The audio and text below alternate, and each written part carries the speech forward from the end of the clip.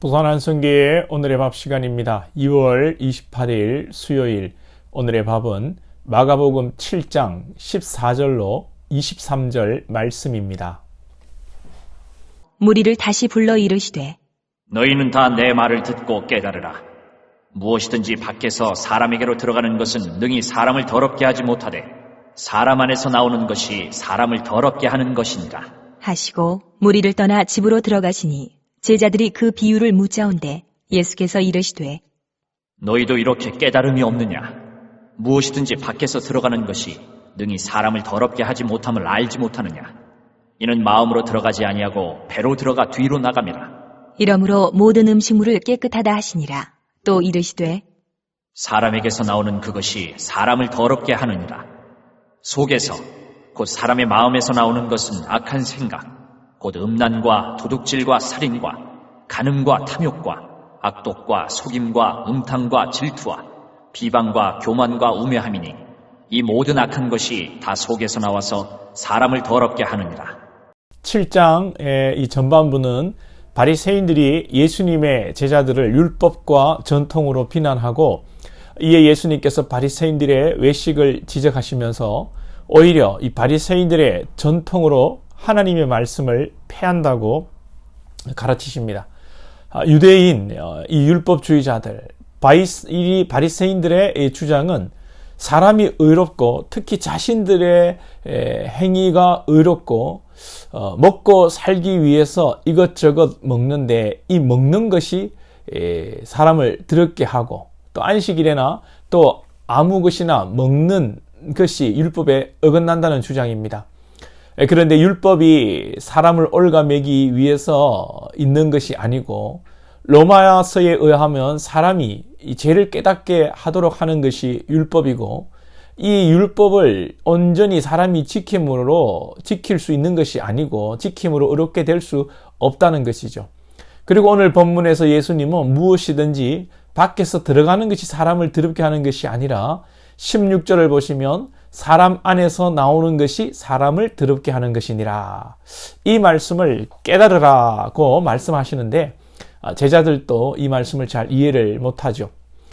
구약에서 음식의 이 정결이 있지만 신약 시대를 살고 율법의 정신을 우리가 이해함으로 우리는 음식으로부터 자유합니다. 구약의 음식 이 정결 규례는 당시 이스라엘에게 해당되는 시민법인 것이죠. 이 시대에 음식과 구약의 율법적인 절기와 제사가 우리를 주장하거나 구속하지 못합니다. 그러면서 예수님은 사람에게서 나오는 것이 사람을 더럽게 하는 것이다 말씀하십니다. 그것이 무엇입니까? 21절로 23절을 보십니다. 속에서 곧 사람의 마음에서 나오는 것은 악한 생각과 곧 음란과 도둑질과 살인과 간음과 탐욕과 악독과 속임과 음탕과 질투와 비방과 교만과 우매함이니 이 모든 악한 것이 다 속에서 나와서 사람을 더럽게 하느니라. 여러분 마음에서 나오는 것이 맞습니까? 맞죠. 주님이 듣고 깨달으라고 말씀하십니다. 깨달아지는 은혜가 있기를 축복합니다. 여러 모습으로 깨닫고 이 말씀이 이해될 수 있겠습니다만 예전에 제가 남자 지자반 하는데 60 넘은 분이 이 어린 목사에게 제가 30대 한 중반 목사할 때에 저한테 그러시더라고요. 60 넘은 분이 목사님 이 이성에 대한 거시기는 참 평생의 숙제입니다. 귀 있는 분은 알아들으실 줄 믿습니다. 우리 마음에서 나오는 이 모든 것을 우리가 참 제어하기 어렵고 힘듭니다. 우리가 거룩한 생각만 하고 우리가 참 아침 이슬처럼 깨끗하고 싶지만 우리에게 불현듯 스쳐가는 이 악함에 대한 우리의 이 생각은 우리 안에서 나오는 그 탐욕과 그러한 것들은 주님이 우리를 부르시는 그날까지 우리가 자유로울 수 없는 것입니다. 구원받은 것은 이것을 극복하는 문제가 아니라 우리가 이것으로부터 자유로울 수 없다는 것을 깨닫고 십자가를 의지하는 것입니다. 이 모든 악함으로부터 우리를 구속하시기 위해서 십자가를 지시고 죽으신 주님을 바라보는 것입니다. 할렐루야. 이 근본적인 십자가의 은혜 없이 겉만 그럴듯하게 포장하는 자들이 바로 바리새인들이었습니다. 겉만 포장하고 자기들은 의롭다고 이야기하는 것이 외식이고 가식이며 회칠한 무덤입니다. 여러분, 이스라엘의 무덤 문화는 평토장과 회칠한 무덤이 있습니다. 평토장은 평민이 돈이 없어 그냥 죽을 때에도 아무 땅에나 묻히고 아무런 표식도 없는 것이고, 회칠한 무덤은 이 무덤에 돌을 덮는다든지 이렇게 해서 무덤이라는 것을 표를 하고 거기에 회칠을 하는 것입니다. 예수님께서는 이 바리새인들을 평토장한 무덤을 밟은 자들이라, 또 회칠한 무덤이라 이렇게 비유하셨죠. 평토장 무덤을 모르고 밟아서 부정하게 된다는 것을 바리새인들이 자신들이 부정하다는 것을 깨닫지 못한다는 것을 비유한 것입니다.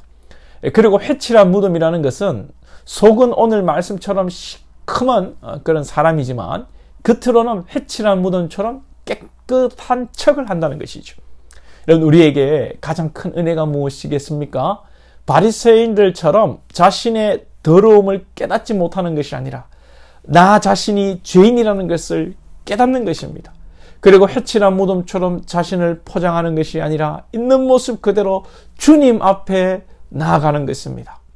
바리새인들은 회칠한 무덤처럼 언제나 자신들의 행위로 자신들의 본질적인 죄의 문제를 덮어버리는 자들입니다. 우리는 하나님 앞에, 사람 앞에 더러운 자임을 깨닫고 사람 앞에서도 우리의 부족함을 알고 겸손해야 하는 것이죠. 저와 여러분이 행위로 우리의 의로움을 자랑할 것이 아니라 먼저 주의 은혜로 우리의 마음이, 우리의 영혼이 정결하게 될 수 있기를 축복합니다. 기도드리겠습니다. 하나님 아버지, 몰라서 자신이 정결한 줄 알고 자기의 의를 주장하는 바리새인들, 또 알면서도 가식하며 외식하는 바리새인들, 우리의 모습이 이러한 모습으로 살아갈 때가 많음을 고백합니다. 나는 의롭고 나는 잘하고 있는 줄 알고 생각할 때가 너무나 많아. 하나님, 내 마음에 함부로 판단하고 정죄하는 마음들이 있음을 고백합니다. 우리가 연약하다는 것을 깨닫게 하여 주옵소서.